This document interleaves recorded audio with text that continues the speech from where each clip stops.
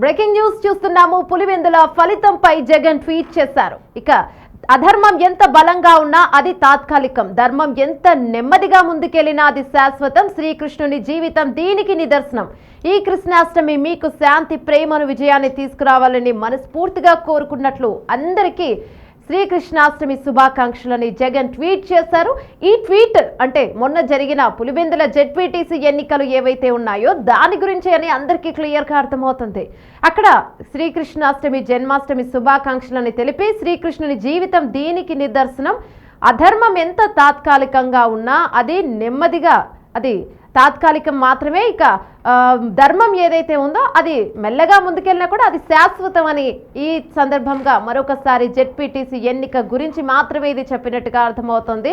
ఇక జగన్ అంటే జెడ్పీటీసీ ఎన్నిక పులివెందులలో ఏ రకంగా జరిగిందో మనందరం చూసాము. ఒక సంచలనం సృష్టించింది. అసలు ఏజెంట్లే లేకుండా పోలింగ్ నిర్వహిస్తే వాటిని ఎన్నికలను ఎలా అంటారు?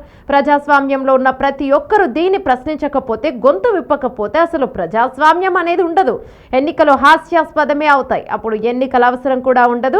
ఇష్టం వచ్చినట్లు అంతా ఓట్లు వేసుకోవడమే సీఎం చంద్రబాబు ఆయనతో చేతులు కలిపి అంటసాగుతున్న ఎల్లో మీడియా లక్ష్యం ఇదే అని మొన్న కూడా తెలిపారు. వారి లక్ష్యం ప్రజలకు మంచి చేయడం, పాలకుల మోసాన్ని ప్రశ్నించడం కానే కాదు. కేవలం దోచుకో, పంచుకో, తినుకో అది వారి ఎజెండా అని ప్రజాస్వామ్యం సిగ్గుపడాలి అని తెలిపారు. కొన్ని పాయింట్స్ని కూడా జెడ్పీటీసీ ఎన్నిక అయిపోయిన తర్వాత జగన్ అడిగారు. పులివెందుల ఒంటిమిట్ట జెడ్పీటీసీ ఉప ఎన్నికల్లో పట్టపగలు ప్రజాస్వామ్యం ఖూనీ అయిందన్నారు. టీడీపీ దుర్మార్గాలను సాక్ష్యాధారాలతో కడిగి పారేశారు వైఎస్ జగన్. ఈ ఉప ఎన్నికలు రద్దు చేసి కేంద్ర బలగాల పర్యవేక్షణలో ప్రజాస్వామ్యబద్ధంగా నిర్వహించాలని డిమాండ్ చేశారు. దీనిపై న్యాయ పోరాటం కూడా చేస్తామన్నారు. చంబల్లోయ బందిపోట్లను మరిపించే రీతిలో దొంగ ఓట్లు వేసుకున్నారు అని అన్నారు. ఏజెంట్లే లేకుండా అసలు ఎన్నికలు, నాయకులు, కార్యకర్తలను ప్రోత్సహించారు. ఎన్నికలు అసలు ఏజెంట్లే లేకుండా నిర్వహించడం ఎన్నికలు చరిత్రలో ఇదే తొలిసారన్నారు. జిల్లా కలెక్టర్ సైతం దగ్గరుండి దొంగ ఓట్లు వేయించారని అన్నారు.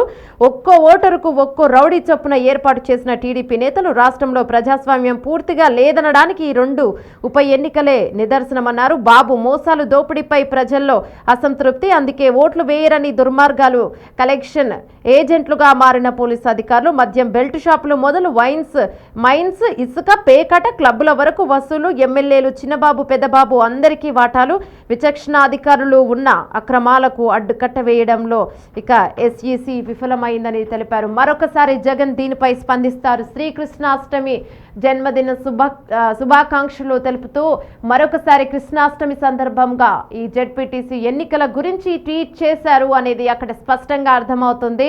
మరొకసారి అధర్మం ఎంత బలంగా ఉన్నది తాత్కాలికమే, ఇక ధర్మం ఎంత నెమ్మదిగా ఉన్నా అదే శాశ్వతం అంటూ మరొకసారి ఆయన ట్వీట్ చేయడం ఇప్పుడు సంచలనంగా మారింది. ఇక మొన్న జరిగిన జెడ్పీ ఎన్నికల గురించి ఈ ట్వీట్ చేశారనేది కూడా క్లియర్గా అర్థమవుతుంది.